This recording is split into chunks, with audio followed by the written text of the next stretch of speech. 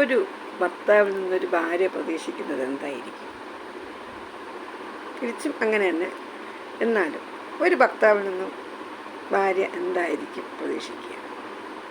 കുഞ്ഞുങ്ങളെ നിങ്ങൾക്ക് പറയാൻ കഴിയുമോ? കൂട്ടുകാരെ നിങ്ങൾക്ക് പറയാൻ കഴിയുമോ? കഴിയണം. എന്താണ് ആഗ്രഹിക്കുന്നത്? എല്ലാ സ്ത്രീകളുടെ മനസ്സിലും അങ്ങനെ ഒരു ആഗ്രഹം കാണുമല്ലോ. എന്താ അങ്ങനെ ആഗ്രഹിക്കുന്നത്? കാരണം ഈ പെൺകുട്ടി പോകുന്നത് ഭർത്താവിൻ്റെ വീട്ടിലേക്കാണ്, അപരിചിതരായ കുറേ ആളുകളുടെ ഇടയിലേക്കാണ്. ആ വീട്ടിൽ ചിലപ്പോൾ ഒരുപാട് അംഗങ്ങളുണ്ടായിരിക്കാം. അപ്പോൾ അതിൻ്റെ ഇടയിലേക്കായിരിക്കും പോകുന്നത്. ആരെയും പരിചയമില്ല. ഈ വ്യക്തിയെ പ്രതിനിധീകരിച്ചല്ലേ നമ്മൾ കുട്ടി കൂടെ പോകുന്നത്. ഇയാളാണല്ലോ ഈ കുട്ടിയെ ജീവിതത്തിലേക്ക് നോക്കേണ്ടത്, അല്ലേ? സഹചരി ഇനിയുള്ള ജീവിതം അങ്ങോട്ടതാണല്ലോ. വിവാഹം എന്നതുകൊണ്ട് ഉദ്ദേശിക്കുന്നത് അതാണല്ലോ. എന്തായിരിക്കും പ്രതീക്ഷിക്കുക, ആഗ്രഹിക്കുക?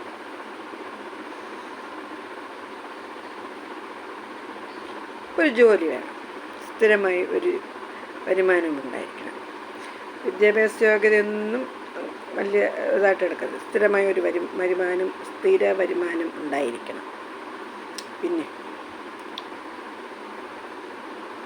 പറയാൻ ഒരുപാട് ഉത്തരങ്ങൾ കാണും, അല്ലേ? പക്ഷേ ആദ്യമായിട്ടൊന്ന് പ്രതീക്ഷിക്കുമ്പോൾ കടപ്പാടമോ വസ്തുവകളോ ഒന്നും പ്രതീക്ഷിച്ചല്ല ഒരു പെൺകുട്ടി ഒരു പുരുഷൻ്റെ കൂടെ ജീവിക്കാൻ ഉദ്ദേശിക്കുന്നത്. ഏതൊരു പ്രതിസന്ധിയിലും നിന്നോടൊപ്പം ഞാനുണ്ട് എന്ന് പറഞ്ഞാൽ ചേർത്ത് പിടിക്കുന്ന കൈകൾ, ആ ഒരു തലോടൽ, ഒരു സ്നേഹം, അതാണ് പെൺകുട്ടികൾ എല്ലാവരും പ്രതീക്ഷിക്കുന്നത്, എല്ലാവരും ആഗ്രഹിക്കുന്നത്. അതങ്ങനെ കിട്ടാതെ വരുമ്പോഴാണ് മൊത്തത്തിൽ താളം തെറ്റിപ്പോകുന്നത്. ശരിയല്ലേ ഞാൻ പറഞ്ഞത്? അല്ലേ? മിക്ക കുടുംബങ്ങളിലും നടന്നു വരുന്നതും അതാണ്. അങ്ങനെ ഒരു തലോടലോ കരുതലോ സ്നേഹമോ ഇല്ലാത്തതുകൊണ്ടാണ്. കൂടെ ചേർത്ത് നിർത്തി ഞാനുണ്ട് എന്ന് പറയുന്നില്ല. അതിൻ്റെ കാരണം എന്താണെന്ന് അറിയാമോ? ഞാനൊരു ഇൻട്രോ ഒന്നും പറഞ്ഞില്ല. പറയുന്നതിന് മുമ്പ് ഡയറക്റ്റ് വീഡിയോയിലേക്ക് പോയി കേട്ടോ. കുറേ ദിവസമായി വീഡിയോ ഒക്കെ ചെയ്തിട്ട്. അപ്പോൾ എത്ര പേർക്ക് ഇത് സമാധാനം പറയാൻ പറ്റും? പെൺകുട്ടികൾ ഏറെ പേരും ഭർത്താക്കന്മാരുടെ കൂടെ തന്നെയായിരിക്കും, അല്ലേ? അവരുടെ വീട്ടിലെ അന്തരീക്ഷം എന്തായിരിക്കുമെന്ന് ഈ പെൺകുട്ടിയുടെ വീട്ടുകാർക്ക് അറിയാനേ പറ്റത്തില്ല. അവിടെ എങ്ങനെയായിരിക്കും, എന്തായിരിക്കും എന്നുള്ളത്. ഇനി ഒരു കല്യാണം കഴിഞ്ഞു കഴിഞ്ഞാൽ ഇവരുടെ ജീവിതത്തിലേക്ക് പെൺകുട്ടികളെ കെട്ടിച്ചയച്ചു കഴിഞ്ഞാൽ ആണുങ്ങളുടെ വീട്ടിലുള്ളവരൊരു ചിന്താഗതി, ഈ സമൂഹം മാറിയിട്ടില്ല, ഇനിയും ചിന്താഗതികൾ മാറിയിട്ടില്ല. കാരണം ഇവരൊന്നിനും ഇടപെടാൻ പാടില്ല. നമ്മൾ ആ കുട്ടിയെ അങ്ങ് ദത്ത് കൊടുത്തിരിക്കുന്നത് പോലെയാണ്.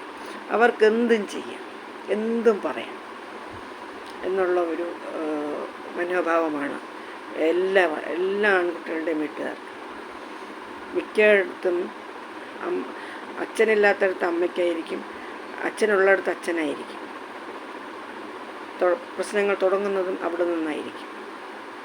ഈ കൺട്രോൾ മൊത്തം, നിയന്ത്രണം, ഇവരുടെ നിയന്ത്രണം മൊത്തം കയ്യിലെടുക്കുന്നത് അവരാണ്. മനസ്സിലായി? ഈ ആൺകുട്ടികൾക്ക് പേടിയായിരിക്കും അവരോടൊന്ന് ഓപ്പണായിട്ട്. അങ്ങനെ ധൈര്യം കാണിക്കുന്നവരുടെ ജീവിതം വിജയിച്ചിട്ടുമുണ്ട്. തിരിഞ്ഞു പറയാനായിട്ട് എൻ്റെ ഭാര്യ ഒന്നും പറയണ്ട എന്ന് പറയാൻ എത്ര പേര് ആ ചങ്കൂറ്റം കാണിക്കും?